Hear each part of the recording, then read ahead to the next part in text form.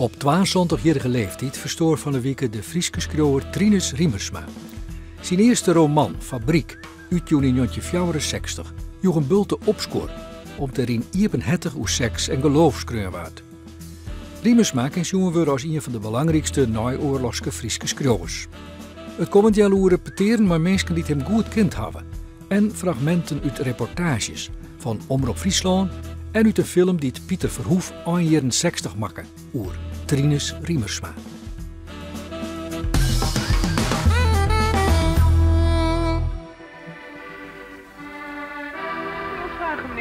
Heeft u wel eens gehoord van de schrijver Trinus Riemersma?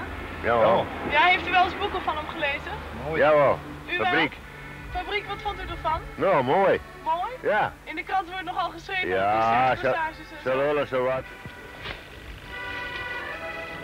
Heeft u wel eens gehoord van de schrijver Trinus Riemersma? Trinus Riemersma, die woont in Gouw. Ja.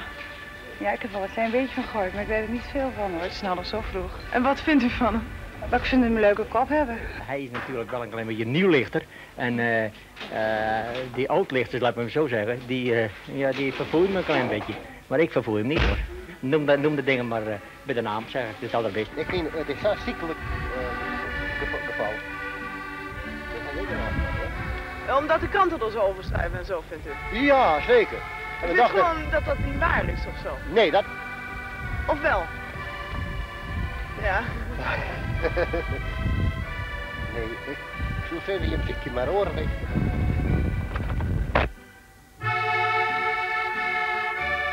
De schrijver Trinus Riemersma woont met zijn gezin in het 300 inwoners tellende dorpje Gouw. Hij is er onderwijzer aan de christelijke lagere school. Het bestuur heeft hem echter verzocht uit te kijken naar een andere school. Men houdt daar niet zo van zijn boeken. Jammer. Ze hebben anders wel een mooi uitzicht. Meneer Riemersma, waarom schrijft u altijd in het Fries? Het is de taal waar ik in opgevoed ben, waar ik in leef en waar ik alles in zeg en denk wat ik te zeggen en te denken heb. Die taal ligt me het best.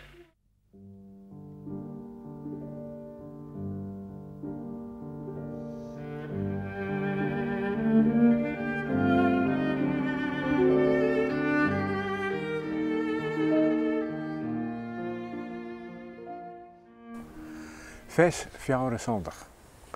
Als ik maar een uren sterren moest, wat zoek ik nog uithellen willen? Een laatste brief schrijven aan haar, afscheid nemen van een vriendinnetje, wat regel je van de baan? Nee, niet van het alle jaar. Ik wil nou mijn dingen net regeren. Het redt hem wel zonder mij. Er is niet om glad te strikken, er is me niet in de waai. Misschien zoek ik even in het tuintje of het gazel opkomt. Of naar Lemstra rennen om een kroket. Die zoekt nog wel eens ieder wel.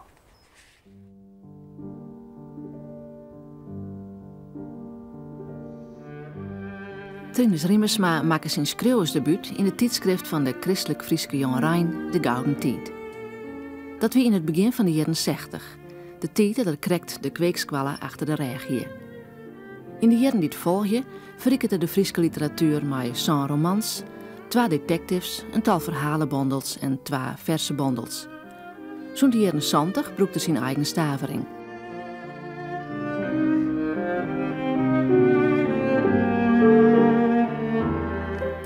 Riemersma is eerst onderwijzer, later, na zijn studie Friesk, docent Frieske taal en letterkunde.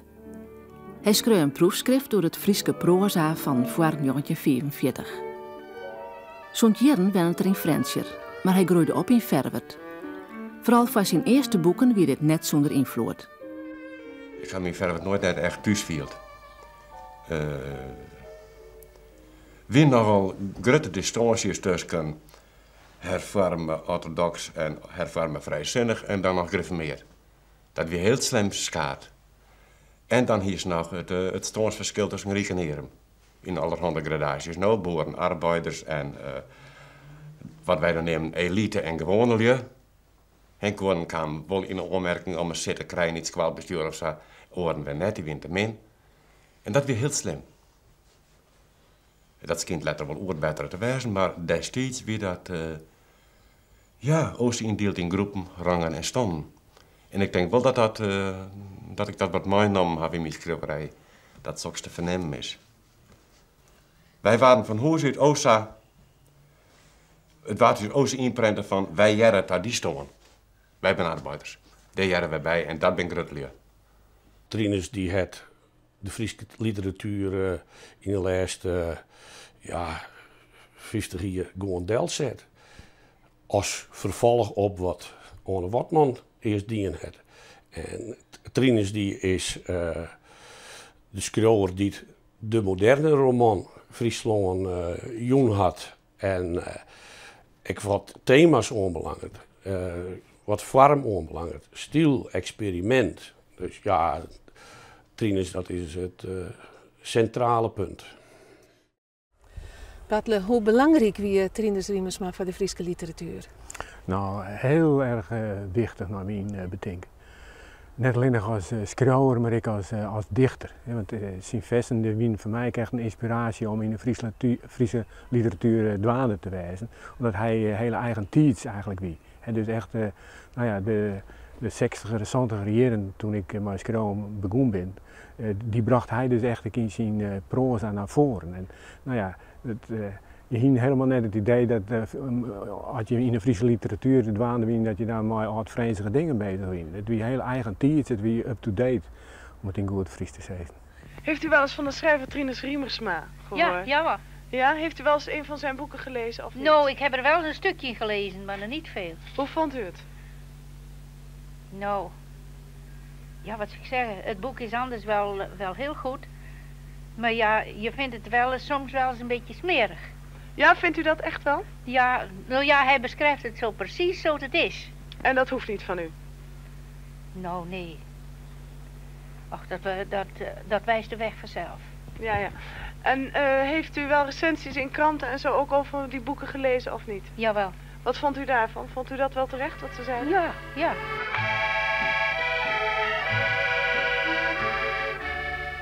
Uit de roman Fabriek. Opnieuw spande ik me in, maar het wilde niet meer lukken. Ik vroeg haar mij te helpen en tegelijk ergerde me dat.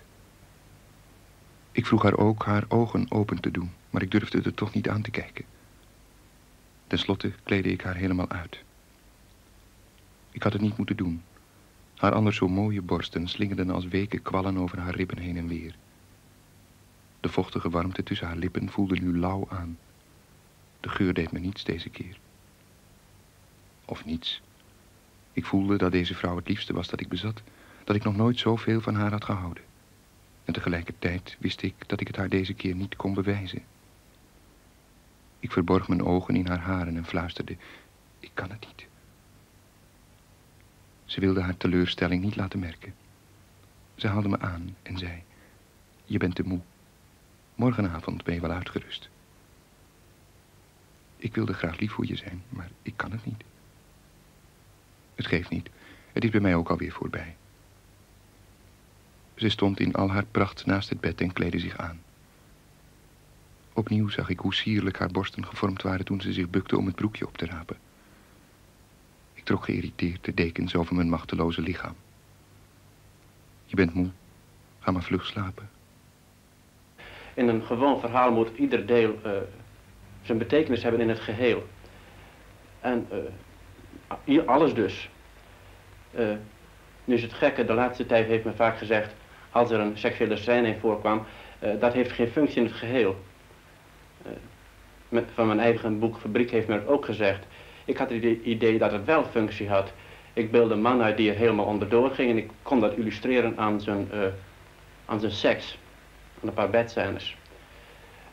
Ik heb toen wel vaak gedacht, als mensen gaan zeuren over de functionaliteit van het een of ander, en dan vooral bedscènes, dan gaat het helemaal niet om een literair begrip, maar het gaat er doodgewoon omdat ze geen seks in een boek willen hebben en dus maar met een literair begrip gaan werken wat ze eigenlijk helemaal niet kunnen hanteren. Die schrijver vind ik niet leuk persoonlijk. Over het seksuele gedoe en al dat spul. Nou ja, ik ben misschien wat te oud ervoor, ik weet het niet. U vindt dat je daar niet over moet schrijven gewoon? Nou, niet zo dat alle lagen stinken omhoog gehaald worden, zo vind ik niet. Maar het is een hele fatsoenlijke man, geloof ik. Ik heb hem wel eens getroffen in een slagerwinkel of zo. Dus u gelooft dat de schrijver en de man zelf dus in zijn boek en als persoon dus helemaal verschillend zijn? Nou ja, ik dacht het eigenlijk wel. Ik had het nogal clean beschreven, meende ik. Ik was wel vrij openhartig geweest, maar niet in die zin dat ik pornografie bedreef of de mensen met opzet aanstoot gaf. Ik beschreef het zoals het was, maar met een erg klinisch oog, dacht ik. En toen ze dus zeiden dat het vies was en zo, toen ben ik een beetje geschrokken. Heeft u wel eens boeken van hem gelezen? Nou, 1. Hoe vindt u het? Nou, ja, zou ik zeggen. Moeilijk te begrijpen. Moeilijk te begrijpen, maar vooral waar hier over praten over seks en godsdienst en zo. Vindt u dat aanstootgevend in de boeken of niet? Ja, dat hij erover praat, dat vind ik niet zo erg. Hè? Nee? En ik mag Riemersma ook wel, maar hij moest het een beetje beschouwd doen. Ik vond net zo vreselijk volle onfriske romans dat ik lees. En ik zei, ik wil eens een goeie roman schrijven. En ik vond hem dus vernijend, maar ik hier net verwachtte dat de meesten nog krijgt door dat seksuele strafvliezen. Want dat vernijende bij mij net. Dat vond ik normaal. Ja, erin. En des strafvlies ik krijg door. Maar het ging dus om een nijprobleem, toch mij, van een man die het verongelukt in de fabriek. Dat wie van mij het nijen. Dat heb ik dus wel bewust in je. En ik later wel heb ik wel bewust dwaande geweest om die romanvorm te vernijen. Dat had er altijd wel bij zitten. Dat is voor mij de aardigheid eigenlijk. Om maar wat nijs te komen. Maar ik ben net zo'n verteller. Dat dingen wat ik zei, of mijn boodschap, dat is net boven interessant, maar ik beziek je dat op een aparte wijze te brengen. En dat is voor mij de niet. En dan hoop ik dat dat ook voor de lezers is. Meneer, mag ik u even wat vragen? Nou, wat dan? Heeft u wel eens een boek van Riemersma gelezen? Nee. Hoe denkt u over hem? Nou, ik heb van die hele man geen ondervinding, dus dan kan ik er ook niet over praten natuurlijk, hè.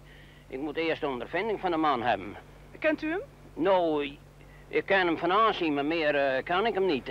Heeft u wel eens kritiek en zo over hem gelezen in de krant? Nou ja, maar iemand daar je helemaal buiten staat, daar kan je ook niet over beginnen natuurlijk. Dus u kunt ook niet zeggen of u het wel eens bent met de kritieken? Nou, ik ben voor de gezonde leer en die brengt hij niet, wat ik van anderen gehoord heb. Ja. En in hoeverre? Wat betreft seks en godsdienst en zo, waar hij zo op beschrijft? Ja, daar ben ik dan niet mee eens. Wat anderen zeggen niet, want ik heb van die man helemaal geen ondervinding. Dan ben ik het niet met de mensen. Nee, dank u wel. Ja.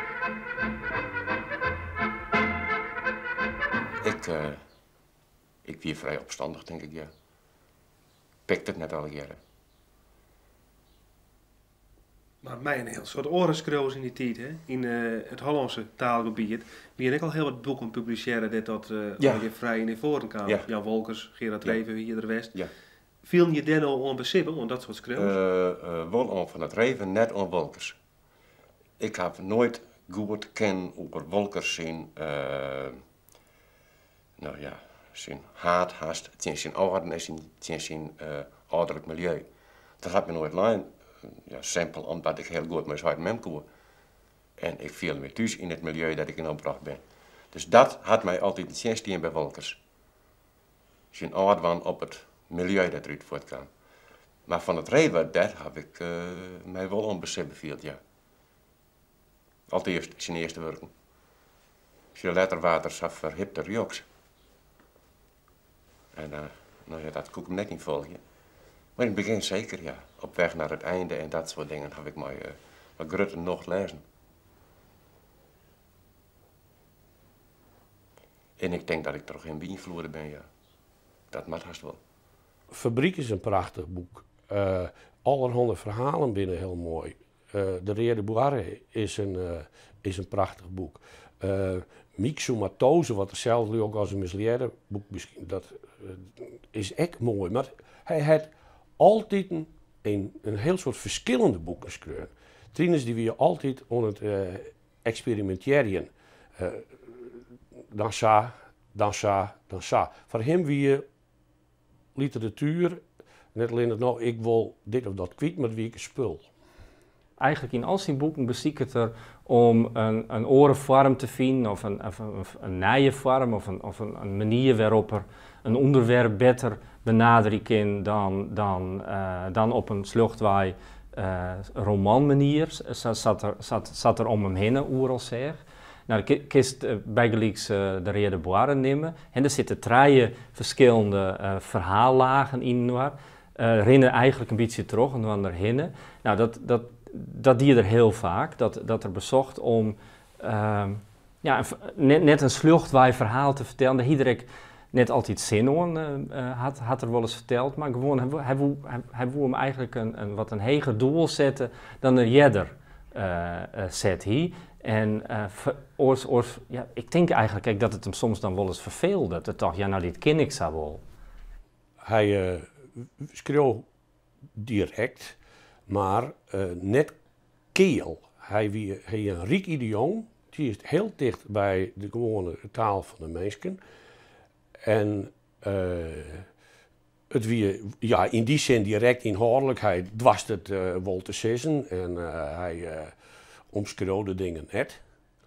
En ja, hij hier een stil die het alles precies bij de Friese paste. Verkopen deze boeken van Riemersma goed? Ja, zeker. Die vrouw die lopen vlot hoor. Tenminste, het zijn de meest gevraagde boeken op het ogenblik hoor. Kan ik u wel vertellen. En waarom denkt u dat ze erg goed verkopen? Ja. De stof die pakt het Friese volk wel hè. Hij wie net een makkelijke prater. Het wie net iemand die wat in hem zie het heel makkelijk uteren. Maar hij kon hem op papier heel goed uteren en hij kon, op papier hier er alle vrijheid om precies te doen wat er zelf wil. En ik denk dat een van zijn redenen was had om zijn volle te schreeuwen, want hij hier nog net een boek of hij begon vaak alweer aan een nijboek. En hij had een heel soort te vertellen. Benamen hoe de wereld om hem heen zegt, de maatschappij werd erin opgegroeid wie en hoe er dat verkeerd vond en hoe er dat veroordeeld voel. Ik denk dat oor hier misschien in de politiek ging, maar Trines kon heel goed schreeuwen. Het nocht maakt bij mij wijzen dat ik plezier heb in dat schreeuwen. En als het nog alles net verkocht wordt, is bijzaak. Had dat er ook wat mee te krijgen, dus dat je die laatste boeken in een hele eigen stavering, een eigen spelling brachten. Die een heel soort mensen net nijkomen, konden of wonen en dat ze zijn, nou ja, die boeken van Riemers, maar die lezen we niet meer. Of die binnen het meer te lezen. Nee, dat kan me net zo veel schelen. Ik vind het heel goed 7 minuten jou, die dan maar de boeken zitten bloot. Maar ik heb meer plezier in het schreeuwen van woorden die ik zelf in mijn eren heer en die ik als ik mogelijk op papier zetten kan. En ik wil net een oorlogstaal schreeuwen. Dus voor mij is die stavering beter. Dan jouwt het mij meer voldwaning. Dat de lezers dat dan net lezen kunnen, dat is sneu voor de lezers. Ik sneu voor u jou, maar daar kan ik net meer zitten. Ja, die stavering, en dat is dat hij daarmee begonnen is. Het heeft een enorme brek in zijn carrière als schreeuwer, is mijn bedenken. Want hij had een heel groot part van zijn publiek verlenen. De meesten wilden zijn boeken net meer lezen. Hast dat wel eens zien hem zijn? Dat heb ik wel eens zien hem zijn. Dat is ik in Kuroenten wel zien hem zijn. Van de coöperatieve uitjouwerij ja, dus? Maar binnen de Q, wie het zei, ja, daar wie elke schreeuwer hier zijn vrijheid en daar mocht je net aankomen. En Trines wie uiteindelijk de grote man van de Q. Nou, daar mocht je dus helemaal net aankomen wat dat omgeeft. Maar ik denk dat het een rare brek in zijn schreeuwerscarrière west had. Hij was heel humoristisch. Hij was wel altijd wat pesterig en wat plegerig. En dat vind ik ook altijd het bijzondere aan zijn boeken. Hoe experimenteel hij ook altijd wie. Dat er ook altijd een lichte toon van humor in zit. Of dat er altijd wel een situatie in zit waar heel bottom line was. En in die columns die de laatste jaren schreeuwen, dan komt het heel dichtbij hem het eindje erin. Maar de hoen en hoe er dan zijn bepaalde dingen aanzet. En nou ja, in dat gekonstekkerige wat er eigenlijk altijd bij hem in zit, dat komt er heel goed in waarom. Ziet ze. Wat ziet ze? Dat er een van die of wat ze uitvallen, maar roept er wat kwam. Ja. Ziet ze. Ziet ze zijn wild niet in. Ziet ze een raam aan. Het is een verschrikkelijk leer beest verzat. Maar ja, uitbundelen, dat is een macho, hè. Fris iets, fris. Ja, maar zijn voorganger Jelke, die had een boekskraan. Jelke had een boekskraan, ja, hij ziet je nog net aan het komen. Dat zeker wel, Jelke weer een literaire hoen, wat ben je stoken. Ja, zit er erin bij Dissen? Ik ben bang van net. Hij is vrij intelligent, dat wel.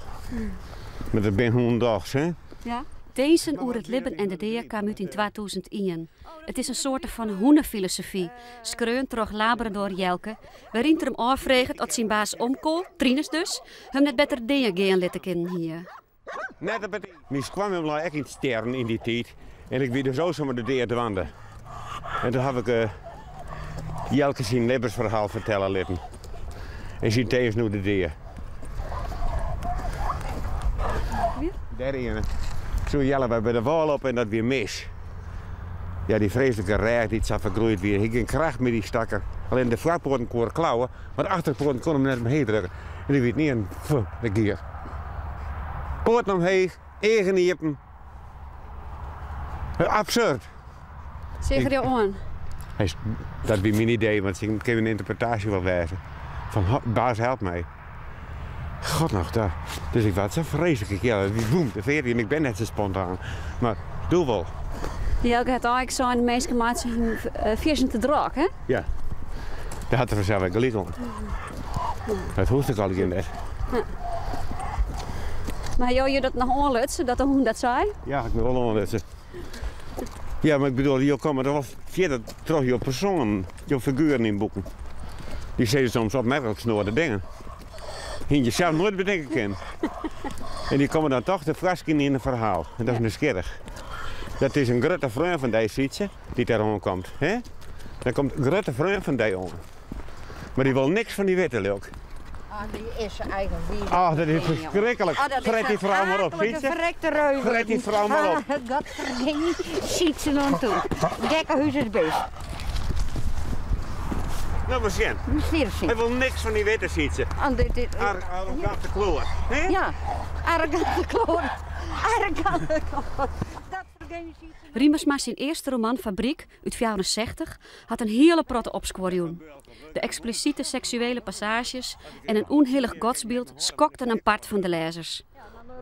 Maar Meeskrotten Rotmeesken uit 1966 wie dat net oors.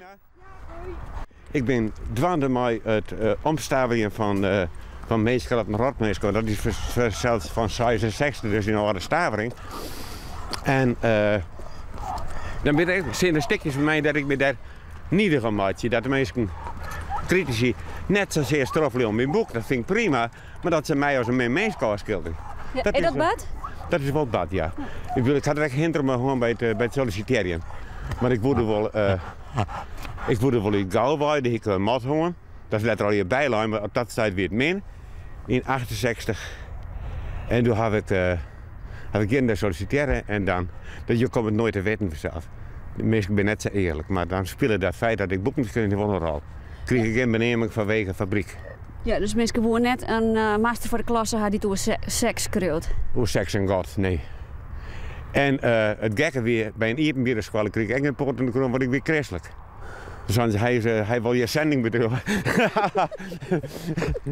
Ja, dus dat valt je heen dat dus geval is kip. Ja. Nou, het was net een leuke tijd. Nee. De Rede Warre kwam uit in 1992 en werd zo'n lange tijd beschouwd als Trinus zijn beste boek.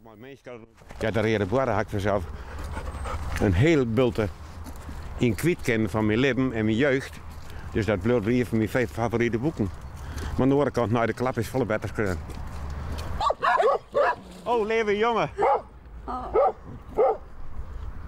Doe dat nou net, want dat vind ik iselijk aan de hond die zakken. In Na de Klap uit 1990 beziek het Aken, een jongen van 14, te oerlibben in een vrede, vernielde wereld. De kritieken en lezers wieren optuin. Het boek kwam in het Hollands uit bij Uitjouwerij de Geus en kreeg ook meest goede kritieken.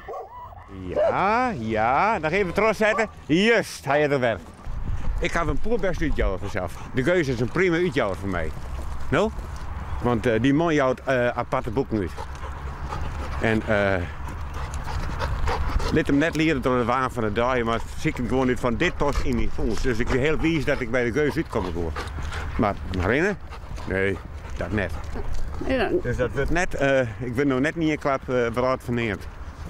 Een grote teleurstelling? Nee. Ja, ik vind het sneu voor de keus. Ik wil hopen dat hij hier een beetje bezig met mij zullen wat eer in lezen. Ik wil hopen dat als dit een goed verkocht boek was, dat er dan steeds ook de reden waren dat weg. Dat wil ik wel graag. Ja, maar, dus ik sneu voor jezelf. Dit is zo leuk om dat te zeggen zelfs. Ik speel in vaste plek voor de Fries. Ik ben dat Fries beweger. Dus als ik hier functioneer in die Lietse Friese Raad, dan vind ik het al best. Alleen nog 400 exemplaren verkocht worden in Friesland vind ik wel een schijntje. 1000, 1200 moest kennen. Ja. Vanuit jou rek maar even zelf. Ja. Zietje, kom jong. Dat best nou. Oh, daar. Zietjes gek.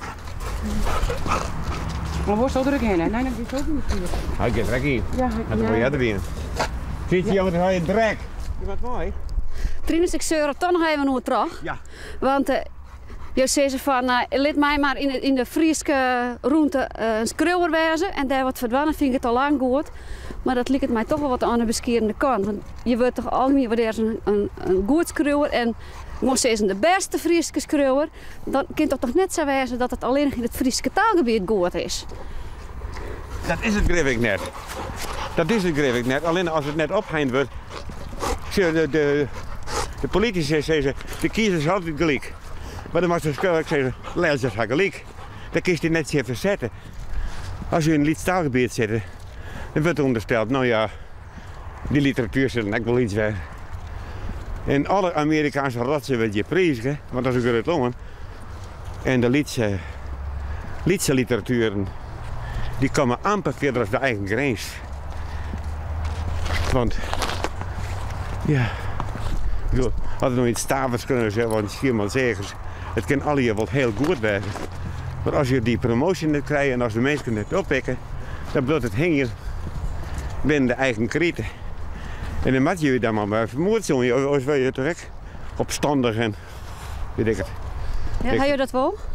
Nee. Of net meer zo? Ik heb het nooit gehoord, denk ik.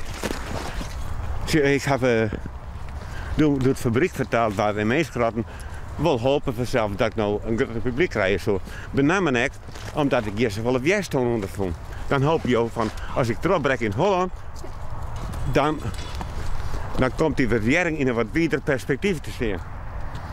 Nou, maar ziet je toch, zie een grote verlettende wand. Ziet je? Ik had ingehouden, ziet je, uit fatsoen voor het Friese publiek. Hè? Er had wel een presentatie West doen in Felix Meritus in Amsterdam, van Friese schreeuwers. Ja. Ja, dan komen dan toch benamelijk Friesen op Oud-Friesen in Amsterdam. En wat lui die toch al belangstelling hebben voor de Friese literatuur. Die al de eigen iepen gaan winnen. Likkers minuut jouwer, of jij eruit jouwer, van de Geus. Renja Mulder, die zit nog bij Mulder af, die zei, ik volg jullie wel al 24 jaar. Ja. Maar zie je er eigenlijk net maar van, er moet een andere en betere promotie komen van de Friese literatuur in het Hollands? Ik weet het net. Als ik al ja zei, dan zeg ik voort, en waar moet dat betalen? Want daar hebben we net een budget voor. En dan is nog de vraag van slagen duurt dat wel. Hoeveel duizenden euro moet het jongens smieten om dat voor te krijgen? Ja. En ik denk aan de andere kant, ja, dan ben ik arrogant. Die domme Hollanders weten net wat ze missen. Dit is maar mooi geregen ratje lezen. Nou? Ja. Je moet jezelf net wijs niet. Vindt u zichzelf een groot schrijver? Nou, tamelijk. Buiten Gouden valt het alweer tegen en buiten Friesland ben ik helemaal niets. Vers 99. Als kielijk de simmer aanroen is, de hitte roes van drank en lietse stieve basten, als het jongen net meer wil, als kielijk de jest vergoed mij aan het huis bindt, geen vreun om mij te soepen, geen famke meer op bed, als kielijk de winter troch mijn bonken loekt, geslacht dee en vertwarren, nut lees en slop, als ik in mijn krijft lezen jerm, geen vrouw meer haren kin, mijn handen trilje en mijn geest oerizelen en doof. Ach God, jou mij dan nog de krijft om nee te sissen en te gaan nou, daar ik net mee ben.